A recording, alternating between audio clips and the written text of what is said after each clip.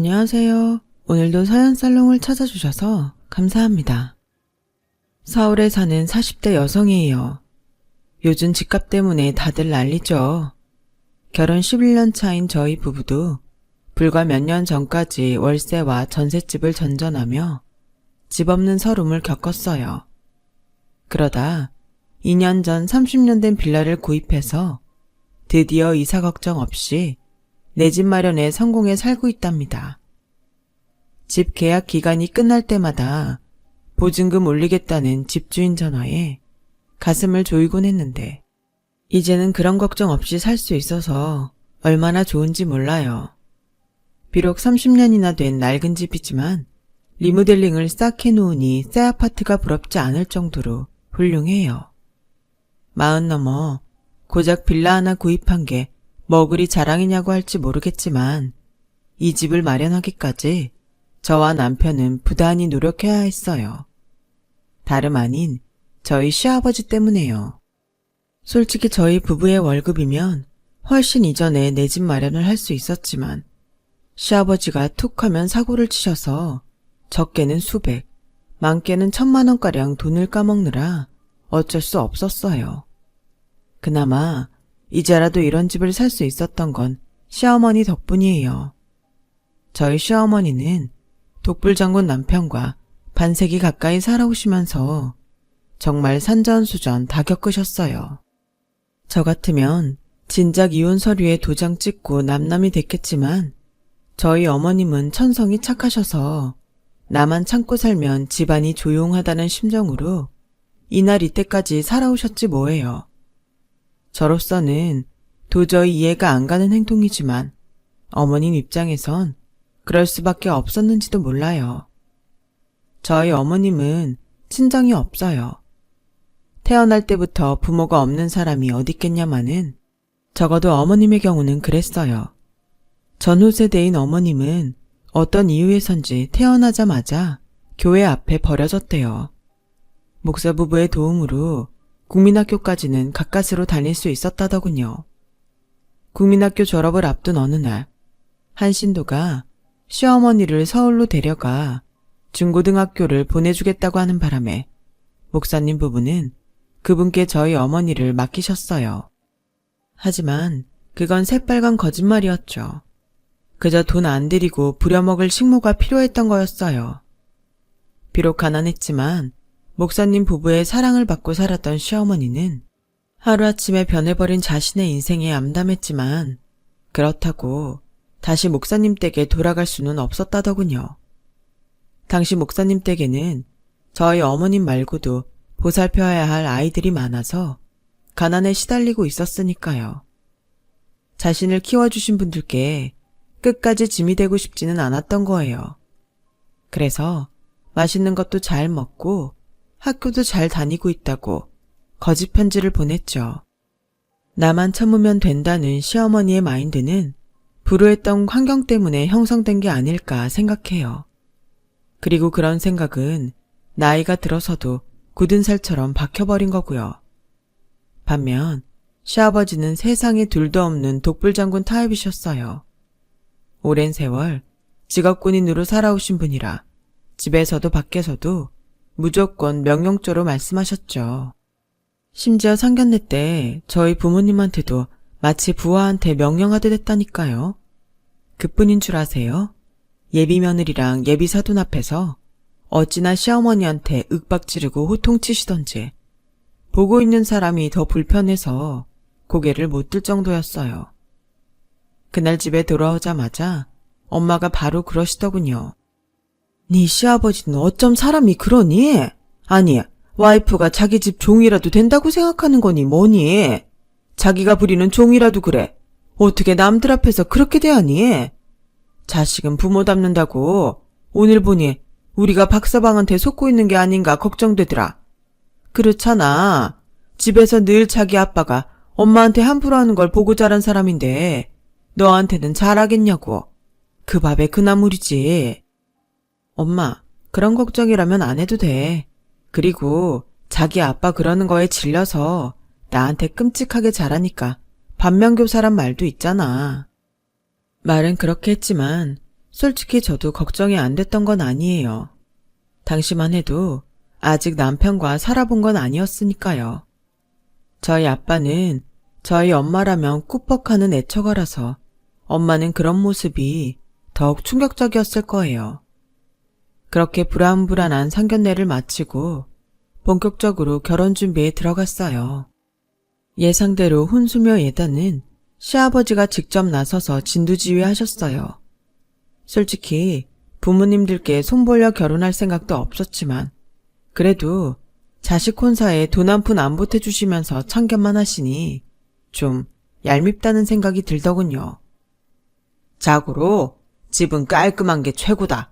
각이 딱딱 떨어져야 마음도 안정되고 청소하기도 쉬운 법이니까. 그렇게 해서 아버님이 골라준 가구는 누가 봐도 사무실용 같은 각지고 색상 단촐한 것들이었어요. 정말 제가 딱 싫어하는 것들이었죠.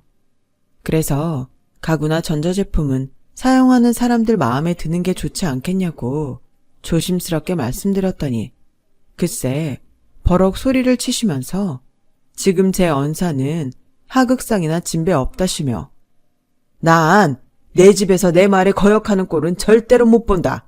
세아가 그건 너도 예외가 아니야. 절이 싫으면 중이 나가면 되는 법. 내 뜻에 못 따르겠다면 지금이라도 이 결혼 없던 일로 하자. 아니, 제가 뭘 그렇게 잘못한 건가요? 제 돈 주고 제가 살 집 꾸미는데 왜 아버님 뜻에 따라야 하는 거죠? 남편은 아버님과 저 사이에서 난처한 표정으로 서로를 말렸지만 저도 그날은 너무 화가 나고 분해서 끝까지 고집을 꺾지 않았어요. 집에 돌아와 부모님께 그 얘기를 했더니 저희 엄마도 더는 못 참겠다며 시댁에 전화를 했어요.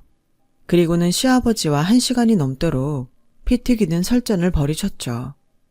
결과는 반의 승리와 반의 패배였어요. 일단 가구와 가전 살림은 제가 원하는 디자인으로 하게 되었고 대신 배치는 최대한 각이 살도록 정리된 형태로 배치를 하게 되었거든요. 그런데요, 이게 이렇게 싸울 일인가요? 뭘 어떻게 놓고 살든 그건 그 집에 사는 사람 마음인데 도대체 왜 이렇게 사람을 피곤하게 하는 건지 참. 아무튼 그 일로 인해 시아버지는 저희 엄마가 만만치 않은 사람이란 걸 알게 되신 것 같아요. 평생 당신 말에 고분고분하기만 했던 여자와 살아오셨으니 아버님 딴엔 꽤 충격이었던 거죠. 언젠가 흘리는 말처럼 그러시더군요. 살다 내가 말싸움으로 여자한테 져보긴 처음이다.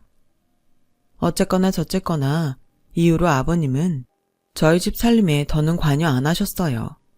하지만 그 외의 일에는 여전히 당신이 모든 걸 컨트롤하려고 드셨죠. 반전셋집에서 신혼살림을 차렸던 저희 부부는 결혼 2년 차에 드디어 첫 애를 가지게 되었어요. 당시 살던 집은 아이가 태어나면 좀 좁을 것 같아서 무리가 되더라도 집을 살까 고민 중이었죠. 그랬더니 아버님이 그러시는 거예요. 앞으로 딱 3년만 기다리면 서울 집값이 반값으로 떨어질 거다. 그때 되면 무리하지 않고도 서울의 30평대 아파트는 살 수 있을 테니 그때까지 기다렸다가 사. 무슨 근거로 그러시냐고 물었더니 정보 루트를 함부로 누설할 수는 없다시며 그렇게 알고 있으라더군요. 반신반의했지만 그래도 뭔가 그럴 만한 이유가 있으니 그러시겠지 생각했어요. 그런데 그 일이 있고 얼마 뒤 아버님이 집으로 찾아오셨더라고요. 국가정책사업의 일환으로 퇴직한 군인들을 상대로 수익률 높은 투자 기회가 있다며 저희한테도 일정 금액 투자를 하라고 하시더군요. 3년 뒤 내 집 마련하려면 그동안 돈 좀 모아두어야 할 거 아니냐. 좋은 기회니까 묻지도 따지지도 말고 내 말대로 해. 밑도 끝도 없는 투자 요구였지만 아버님이 군에서 퇴역하신 지 얼마 되지 않은 때인지라 대한민국 군조직을 믿었다고 하는 게 맞았겠지만요. 아무튼 그때 우리 부부는 그동안 들어놓았던 적금을 깨서 그중 700만 원을 투자했어요. 그런데 금방 수익이 날 거라던 아버님 말과는 달리 반년이 지나도록 수익에 대한 말이 없으시지 뭐예요. 그래서 마침 서울에 시댁을 찾은 김에 그 얘기를 했더니 별일 아니란 듯이 사업이 엎어졌다고 하시는 거예요. 청천벽력 같은 소리였죠. 아버님, 그럼 저희 투자금은요? 저희는 아버님 말씀만 믿고 적금까지 깨서 마련한 돈이라고요. 아, 너희만 손해봤는 줄 아냐? 나도 3천이나 손해봤어. 그깟 700 가지고 네가 시애비한테 고개 빳빳이 쳐들고 따질 때냐? 기다려봐라. 좀 있으면 제대로 된 사업 투자 기회가 있을 테니 이번에 날린 돈 그때 다 회수해주마. 그때 알았어요. 저희 아버님은 그리 믿을 만한 사람이 아니란 거를요. 자기 아빠 때문에 적금까지 날리자 남편은 미안해 어쩔 줄 모르더군요. 뒤늦게 이 사실을 알게 된 저희 엄마는 이번에도 분을 못 참고 시댁에 전화를 넣으려고 했지만 아빠가 뜯어 말리는 바람에 그만두셨어요. 그놈의 노치네. 자식들한테 도움은 못 줄 망정 코 묻은 돈까지 털어먹고 어디서 큰 소리야. 박서방, 자네도 문제야. 자네 아버지가 이런 사람인 거 자네는 진작 알았을 거 아닌가. 그럼 끝까지 말렸어야지. 어떻게 이 꼴이 나도록 옆에서 손 놓고 가만히 있을 수가 있나.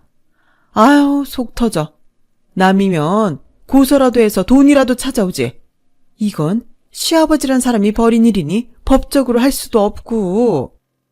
그 이후 남편은 제 친정에 갈 때마다 저희 엄마 눈치를 보게 됐어요. 잊을만 하면 그때 얘기를 꺼내선 사위 귀를 누르곤 했거든요. 그런데도 싫은 표정 한 번 안 하고 저희 엄마 푸념을 그대로 듣고 있는 남편을 보니 안쓰럽기도 하고 한편으론 대단하다는 생각이 들더군요. 그건 아마도 남편이 아버님이 아닌 어머님을 닮아 그런 모양이었어요. 한 번은 어머님이랑 찜질방에 갔다가 이런저런 얘기를 하게 됐는데 그동안 살면서 아버님이 저지른 만행을 들어보니 기가 막혀서 입이 떡 벌어지더군요. 군은 어디보다 기강이 잡힌 사회라 군인 당사자들뿐만 아니라 그 아내들 사이에서도 서열이 존재했거든요. 군인 아파트에 살 때는 김장철이 되면 서열 높은 상삿집에 가서 김장이며 집안일까지 하는 건 기본이고 때마다 어떻게든 남편 위에 잘 보이려고 선물 공세를 하는 건 국룰에 가까웠죠. 저희 어머님도 수십 년을 그렇게 살아오신 거죠. 그런데도 아버님은 늘 어머님한테 불만을 토로하셨어요. 남들은 학연이고 지원이고 다 동원해 사모님들이랑 친분을 다진다는데 당신은 뭐하고 있는 거야? 하긴 학벌이 있기래 든든한 친정이 있기래. 그러니 여자들 모임에도 못 끼고 빌빌거리지. 이래서야 내가 별이나 달 수 있겠어? 아버지만 아니면 너 같은 거랑 결혼할 일은 없었는데. 꼴 보기 싫으니까 한동안 내 눈에 띄지 마. 매번 진급 대상에서 빠질 때면 아버님은 모든 죄를 어머님 탓으로 돌리곤 핍박을 했더라고요. 정작 아버님 성격 때문에 군에서도 인정 못 받았다는 건 감춘 채 말이죠. 시어머니는 이미 부인들 뒷얘기를 통해 군에서 남편의 평판이 좋지 않다는 걸 알고 있었지만 당사자인 남편 마음이야 오죽할까 싶어 내내 입을 다무셨다고 하더군요. 그 후로 몇몇 불미스러운 사건에 연루된 아버님은 반강제로 군생활을 그만두게 되셨어요. 대개는 그 정도 군생활을 했으면 명예직이라도 의뢰가 들어오기 마련인데 아버님한테는 그런 자리조차 들어오지 않았어요. 이게 다 당신이 내조를 잘못해서 그런 거야. 윗사람이 앞에서야 떵떵거리지. 실상 그 사람들 좌지우지하는 건 다 안주인들 아냐? 그런데 오죽 당신이 처신을 잘못했으면 연줄 하나 없이 내가 이러고 있냐고. 그저 집구석에서 내 돈으로 먹고 살 생각만 하고 있으니 저런 건 귀신이 안 잡아가고 뭐하나 모르겠단 말이야. 저희가 결혼하고 다음에 군복을 벗은 아버님은 그날부터 시어머니를 들들 볶기 시작하셨어요. 그리고 일련의 사건들을 비롯해 몇 번의 사기로 퇴직금까지 다 까먹고 급기야 어머님께 돈 벌어오라 닥달을 하기에 이르렀죠. 남편 구박을 견딜 수 없었던 어머님은 결국 식당에 나가 설거지를 하셨어요. 모은 고대도 당신 손으로 돈을 버니 남편 앞에서 떳떳할 수 있어 좋다고 하시더군요. 그런 어머님을 볼 때마다 같은 여자로서 어머님 인생이 불쌍해 미치겠더라고요. 그래서 아버님 몰래 종종 어머님 모시며 화장품을 사다 드리곤 했는데 그걸 알게 된 아버님이 제가 드린 선물을 몽땅 들고 와서는 이딴 거 필요 없으니 당신 앞으로 용돈이나 보내라고 하시더군요. 넌 식당 설거지하는 네 시애미는 애처롭고 평생 흙바닥에서 구르며 돈 벌어댄 네 시애미는 안 애처롭냐? 네 남편 이날 이때까지 먹이고 키운 사람이 누구더냐? 나다 나.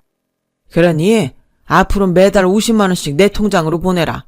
그간 키워준 돈 받아야겠다. 저를 통해 그 얘기를 전해 들은 저희 엄마도 이번엔 어쩔 수 없었어요. 부모가 자식 키워준 값 내놓으라는데 저희 엄마라도 별 수 있겠어요?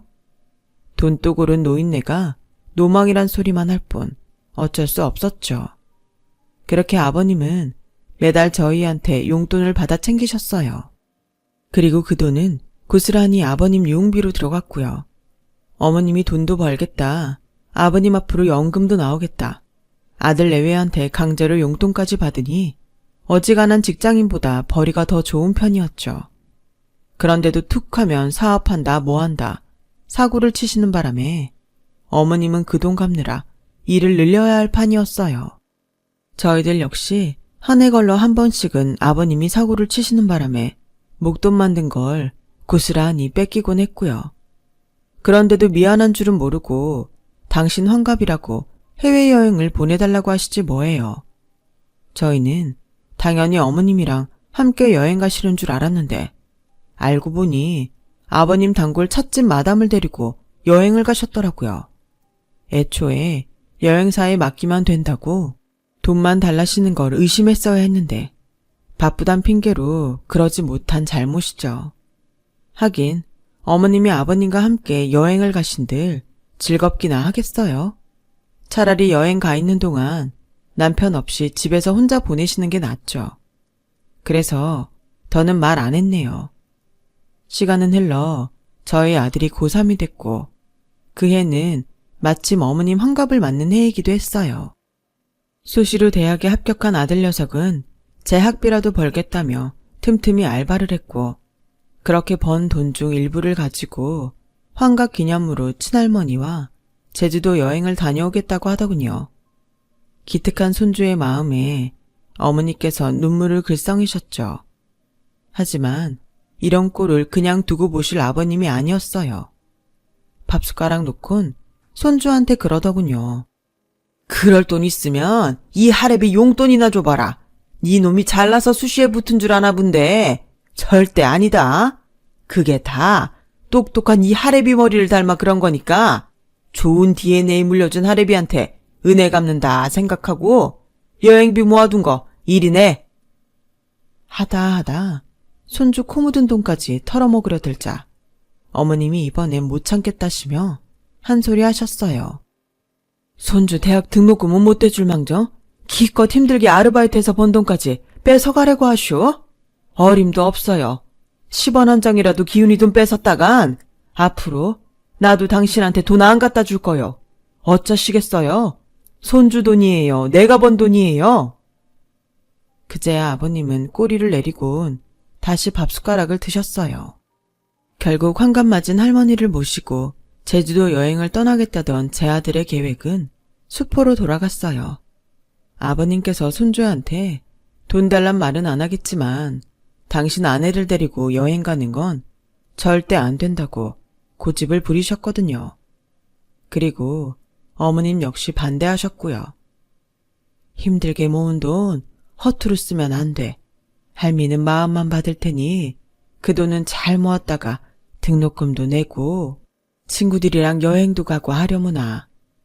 어머님의 간곡한 부탁에 결국 아들은 여행 계획을 포기하고 말았어요.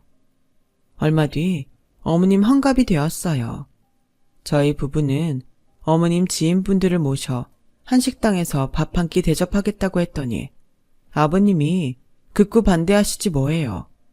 당신도 환갑잔치 안 하고 여행으로 때웠는데 어머님 환갑잔치가 웬 말이냐면서 말이죠. 식구들끼리 밥 한 끼 먹으면 그만이니 적당한 식당이나 예약하라고 말이죠. 어머님도 그게 편하다고 하셔서 결국 시댁 근처 한식당에 예약을 했어요. 그래도 그냥 넘길 수는 없어서 남편과 금은방에 가서 금목걸이를 준비했어요. 평생 몸에 금부치 하나 없이 사신 어머님이 가여워서요. 난생 처음 금목걸이 선물을 받은 어머님은 목걸이에서 눈을 못 떼실 정도로 좋아하셨어요. 이렇게 좋아하시는 거 진작 못 해드린 게 죄송할 정도로요. 제 아들 녀석은 봉투를 준비했더라고요. 그런데 봉투 속에 든 건 돈이 아니라 로또 5천원어치였어요.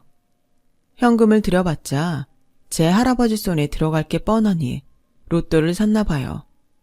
손주가 내민 돈 봉투를 보곤 내심 돈을 기대했던 시아버지는 실망하시더군요. 그런데 나중에 아들 녀석한테 들어보니 로또를 선물한 데는 그럴 만한 이유가 있었더라고요. 꿈을 꿨는데 산신령이 금두꺼비를 선물로 주더라나요? 나한테 주는 게 아니라 내가 주고 싶은 사람한테 주라더라고. 딱 생각난 사람이 할머니였어. 아무쪼록 얼마짜리든 당첨이 됐으면 좋겠다더군요. 그런데 며칠 뒤 어머님이 옷짐을 싸들고 저희 집으로 오셨지 뭐예요.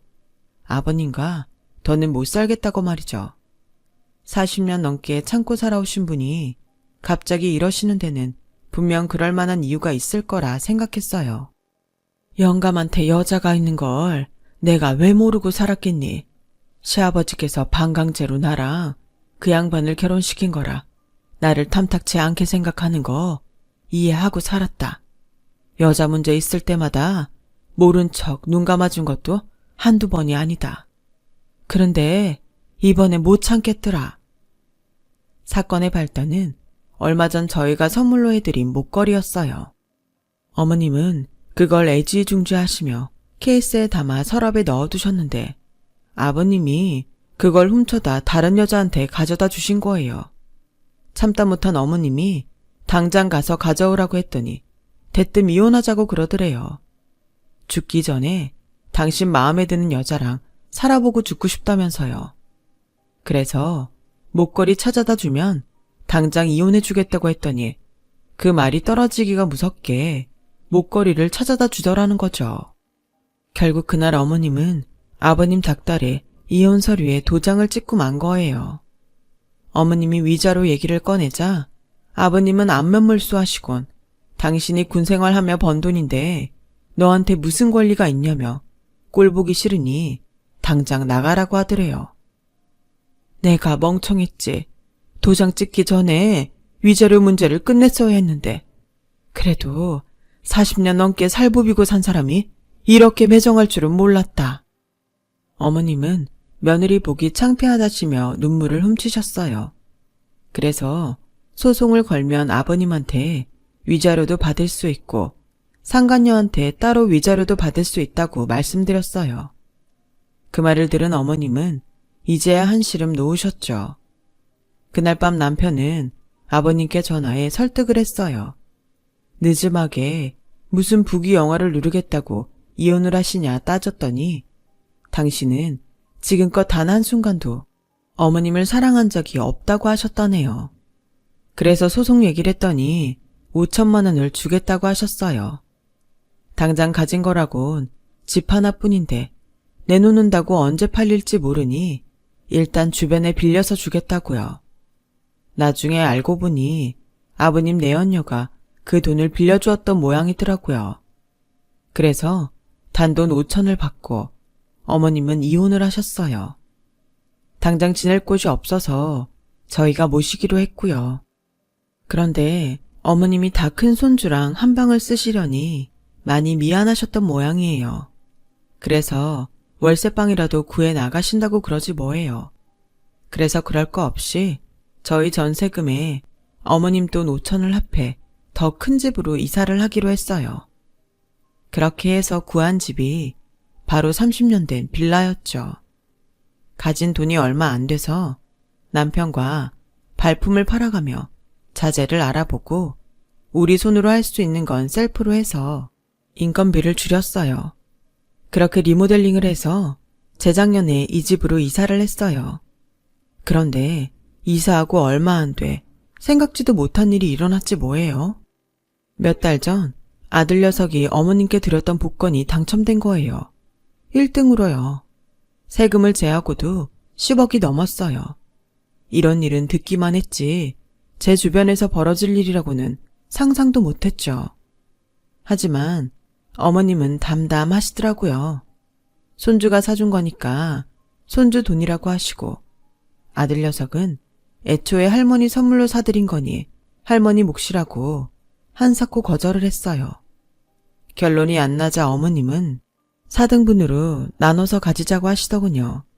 사실 당첨이 된 걸 알았을 때 저한테도 콩고물이 좀 떨어지지 않을까 기대했던지라 어머님의 말씀에 저도 모르게 만세를 불렀네요. 일단 그 돈으로 은행 대출금을 갚고 이사할 때 돈이 부족해 못 샀던 소파랑 식탁을 들여놨어요. 그리고 나머지 돈은 거래은행에 예금으로 묻어두었죠. 직장 동료들은 하나같이 코인을 사라거나 주식에 투자하라고 했지만 남편도 저도 안전한 게 낫겠다 싶어 예금을 택했어요. 2년이 지난 지금에 와서는 그때 코인이나 주식을 안 한 게 천만다행이다 싶더라고요. 간이 작은 게 이렇게 도움이 될 줄은 정말 몰랐네요. 처음 시어머니랑 같이 살게 됐을 땐 좀 불편하지 않을까 했는데 일하는 저 대신 살림도 해주시고 무엇보다 남편이랑 싸울 때 어머님이 제 편을 들어주셔서 솔직히 좋더라고요. 곳간에서 인심이 난다고 통장이 두둑하니 마음이 유해져서 그런지도 모르겠지만요. 그런데 우리 식구들이 행복한 나날을 보내고 있을 때 누군가는 인생 최악의 순간을 보내고 있었던 모양이에요. 바로 저희 시아버님이요. 인생의 말년을 함께 보내겠다고 조강지처도 내쫓고 야심차게 새 인생을 시작했던 아버님은 얼마 안 가 여자한테 돈 뜯기고 버림받은 채 거지꼴이 되었지 뭐예요. 그간 아버님이 사업한답시고 연금을 일시불로 끌어쓴 걸 몰랐던 여자는 수입이 없는 아버님이 짐처럼 느껴진다며 헤어지자고 했다네요. 헤어지는 과정에서 아버님은 성질을 못 이기고 손찌검을 하셨고 그걸 순순히 넘길 리 없는 여자는 변호사를 고용해 그나마 남은 아버님 재산을 거의 다 쓸어갔다더군요. 여자한테 버림받고 저희 집으로 찾아오셨지만 이미 저희는 이사를 떠난 후였고 아버님 전화는 받지도 않으니 찾아올 수도 없었던 거죠. 남은 돈으로 쪽방 생활을 하시던 아버님은 돈도 다 떨어지자 궁여지책으로 주민센터를 찾아가 기초생활수급자 신청을 했지만 자식이 있어서 안 된다고 하더래요. 그래서 동사무소를 통해서 저희 집 주소를 알아내 찾아오셨더군요. 집에 들어오자마자 배고프다고 밥 좀 달라고 울먹이시는데 솔직히 불쌍해서 내쫓을 수가 없었어요. 하지만 어머님은 그간 당하고 산 세월이 떠올라 용서가 안 되셨는지 10,000원짜리 한 장 지어주곤 그대로 현관문을 닫으셨어요. 배가 고프면 일해서 돈 버시구랴. 양심이 있다면 모진 세월 종처럼 부려먹고 내쫓은 나 찾지 말고 여자한테 눈 멀어 하루아침에 영 끄는 아들내외 찾지 말고 혼자 알아서 살라고요. 더는 볼 일 없으니 굶어 죽든 말든 연락하지 말아요. 아버님은 현관문을 두드리며 제발 용서해달라고 애원했지만 어머님은 방으로 들어가 나오지 않았어요. 결국 아버님은 발길을 옮기셨죠. 평생 당신 뜻대로 하고 싶은 대로 하고 사시더니 인생 말년에 그 대가를 톡톡히 받게 된 셈이죠. 이래서 인생은 주변 사람을 챙기면서 살아야 하는 모양입니다. 외로운 말년을 보내고 싶지 않다면요. 지금까지 제 사연을 들어주셔서 감사드려요. 곁에 있어 든든하고 행복한 가족과 건강하고 행복하게 즐겁게 살아가시길 바랍니다. 여러분, 사연 댓글에 응원과 현명한 조언 부탁드려요. 좋아요와 구독은 저에게 큰 힘이 됩니다. 오늘도 좋은 일 가득하세요.